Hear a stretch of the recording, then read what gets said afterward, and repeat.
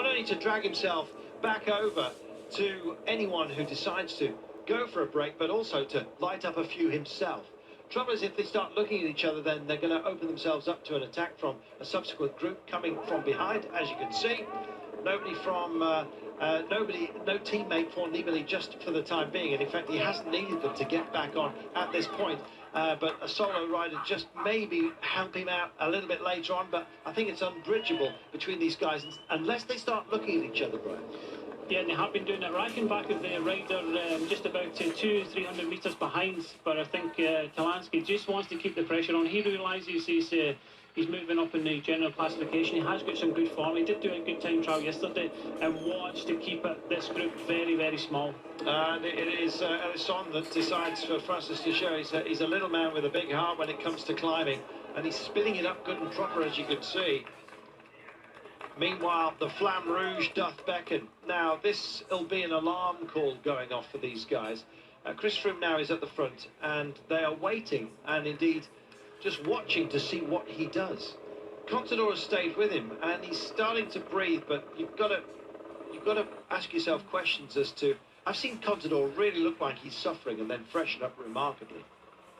Well, I don't think any of them are fresh at this moment. This has been a hard climb, a lot of accelerations from Chris Froome and everybody else. You just see Reichenbach just about to try and make contact, but I think it's a little too late. The winner is going to come from this group here.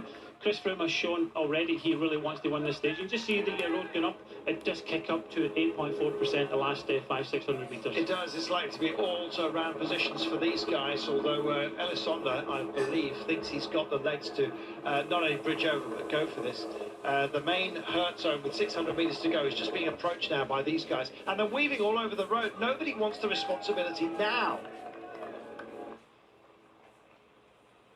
Chris Froome on the nose, Contador tracing him, Wilco Kelderman just behind, and he's going again. Now, can anyone stay with him this time? It's a tough old ramp, don't forget. Contador, as we said, with the tow rope, Wilco Kelderman staying also there. Van der Broek has been found out, so has Nibali again, and he eases up, does he? Is he doing the old 1-2? Is he going to have another go? As soon as he does, that's exactly what happens. Sits down, backs into them, and then goes again. This is fabulous. They're absolutely flat out. Contador is responding, but you can just see he's grimacing. He is hurting as well. All of the riders are hurting. Great to see Kelderman hanging in there, but Contador, can he come by Froome? Can Froome win this stage? Van der Broek just going by Nibali at the moment.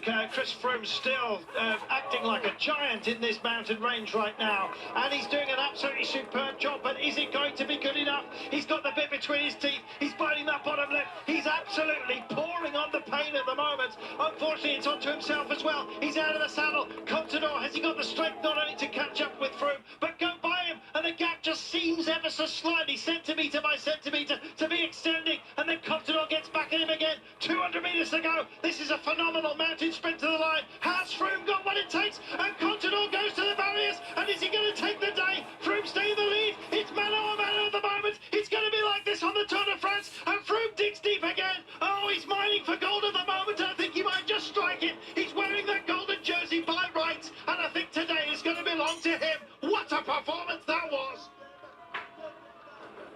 That was class. Well, there's Chris Froome, and at the moment, there's everybody else.